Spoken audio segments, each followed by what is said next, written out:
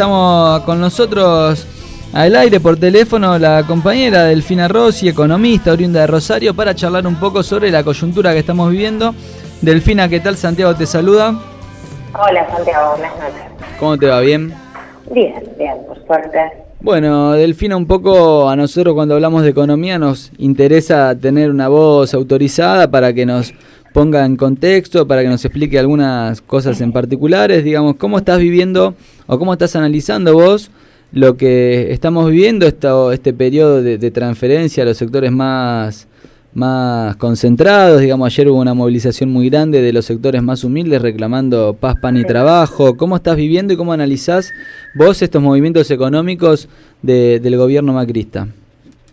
Bueno, yo creo que es real que hay un contexto internacional desfavorable para los países emergentes en el mundo, en la economía mundial como la Argentina, pero la verdad es que desde la llegada del gobierno de Macri al poder, ha actuado, si se quiere, de una manera de amplificador de la crisis internacional hacia nuestro país, ¿no? Tenemos un gobierno que en vez de proteger a las clases populares y a las clases trabajadoras de una situación internacional compleja, sí.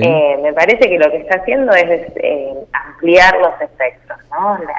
La verdad es que llegar y automáticamente devaluar como se devaluó y retirar las retenciones y además permitir la apertura comercial que destruye el empleo. Bueno, la gente no es tonta y la gente está saliendo a la calle porque lo está sintiendo en su bolsillo, que las políticas de este gobierno son claramente retroactivas y desfavorables y está generando una pérdida del poder adquisitivo en muchas familias de todo el país, y además parece hasta irónico que el titular de Clarín y el gobierno se galardonee de dar un aumento simplemente de un 15% a los jubilados y a las personas que son beneficiarias de la asignación universal por hijo y otros servicios, ¿no?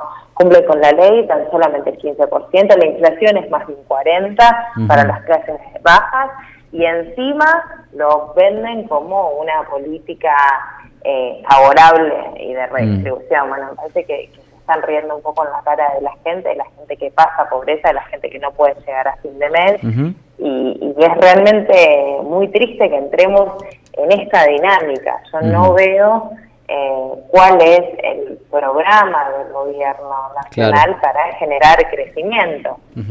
Delfina, a ver, hay un término que por ahí vos no podés decir si estamos acertados, por ahí es muy pronto para definirlo, que saber si estamos en un proceso de esta inflación, ¿no? De grande inflación con recesión económica. ¿Vos creés que está entrando en un proceso similar el país y su economía? Bueno, sí, de hecho hay un 40% de inflación y hay un estancamiento del crecimiento económico y no se ve por dónde va a crecer la economía argentina.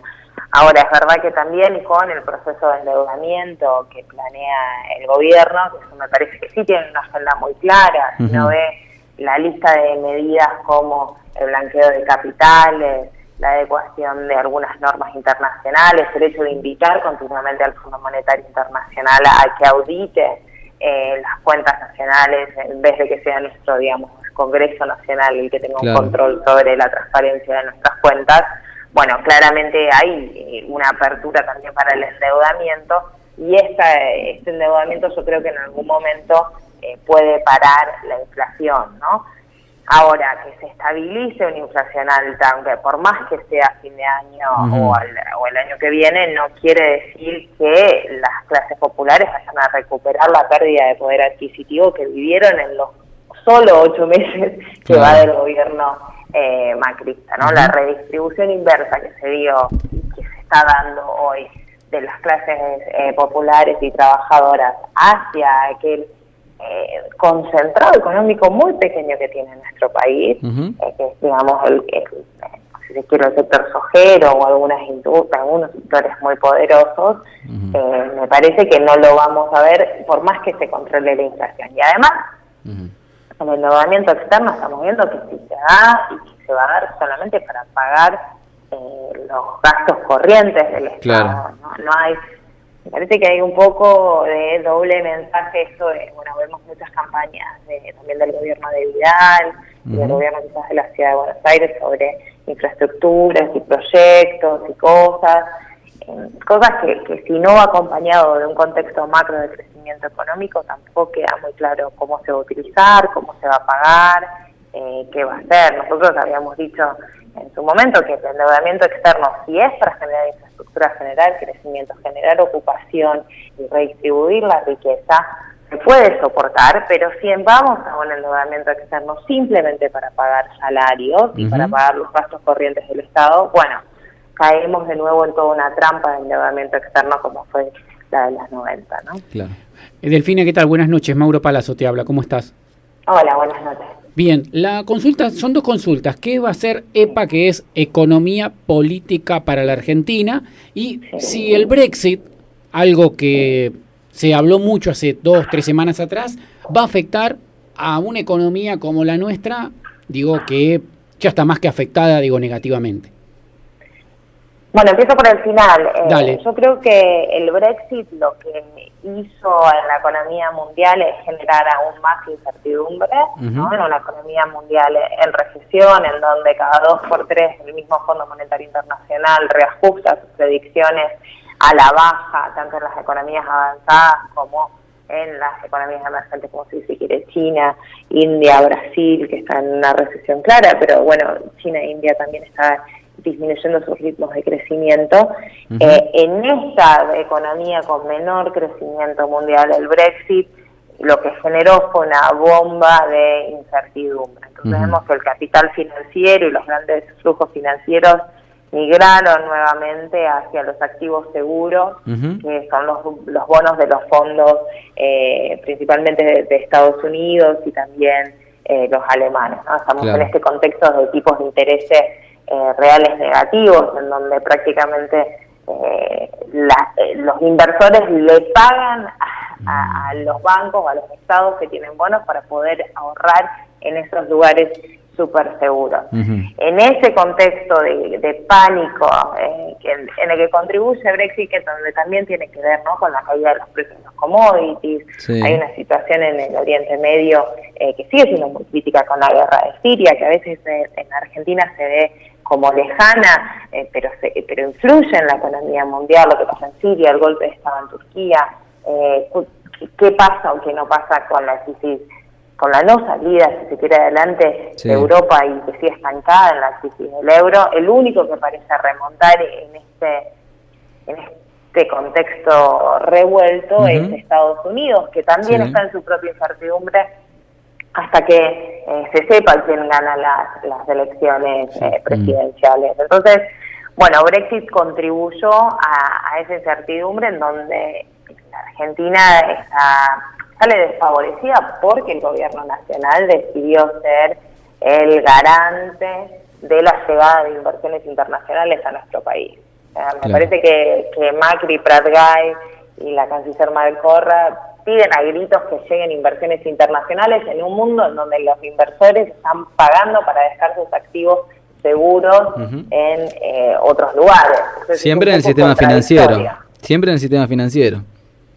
Siempre en el sistema financiero y bueno, y si no, de manera muy costosa, porque digamos, íbamos a bajar los pantalones en España para decir perdón a Repsol por haber estatizado YPF, la verdad es que me parece triste en un país en donde sabemos que tenemos grandes problemas de soberanía energética y donde, bueno, digamos, hacemos eso en España, importamos gas de Chile, no hay una estrategia, el tarifazo no sale. ¿Qué van a hacer con la crisis energética?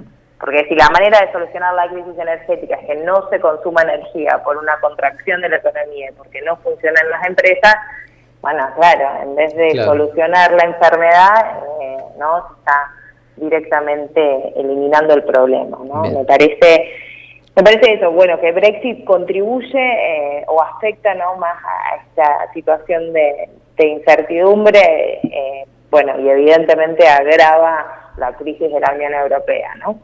Bien, y sobre EPA estabas por contestar también, sí.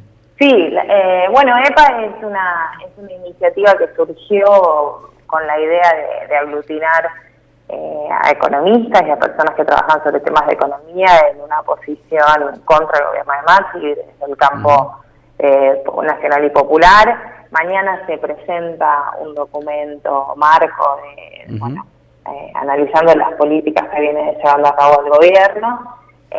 Creo yo que es un espacio en donde aquellos que somos profesionales simplemente tenemos que acompañar a los movimientos populares, que son los que están saliendo en la calle, que son los que salieron el domingo, y acompañar y dar formación, herramientas y estrategias a los compañeros, a las compañeras y a la gente que por más que no esté organizada, sufre el día a día de las consecuencias de las políticas económicas de ese gobierno. Hayan votado o no hayan votado al proyecto del Frente para la Victoria, EPA lo que creo que tenemos que dar humildemente desde la posición de profesionales que tenemos es las herramientas para demostrar que las políticas que se llevan a cabo van en contra de la mayoría. Lo que es inadmisible es que la gente crea que esto del sinceramiento energético está bien, que en realidad vivíamos por encima de nuestras posibilidades, que bueno, que lo que hubo en los últimos 12 años fue una fiesta o una ilusión. Eso es inadmisible. La verdad que los ajustes en el sur de Europa se dieron bajo la misma tónica, ¿no? Bajo el mismo discurso, este discurso de, bueno, vos viviste por encima de nuestras posibilidades y como consecuencia te aplico una doctrina de shock, ¿no? Te saco todo, y porque, digamos, la gente no se debería haber podido comprar los celulares o la tele o haber viajado, ¿no? Me parece que nosotros simplemente como economistas y de la mano también yo creo mucho en el trabajo interdisciplinario con otras profesiones, me parece que hay que acompañar a la gente que día a día reclama por una solución más justa, y porque la verdad es que tenemos que actuar ahora y no es que podemos esperar a la elección del año que viene o a la elección de 3 años, ¿no? Las soluciones que necesitan la gente que no llega a fin de mes, la gente que no puede pagar el aumento tarifario, con la gente que se está quedando sin empleo, tanto en los sectores formales como en los informales. Esas respuestas tienen que venir ahora y bueno, es lo que estamos intentando contribuir. Muy bien, Delfina, muchas gracias por la comunicación y por el aporte. Un fuerte abrazo desde acá. Bueno, entonces a ustedes. Bárbaro. Chau, chau. Ahí pasaba Delfina Rossi, economista.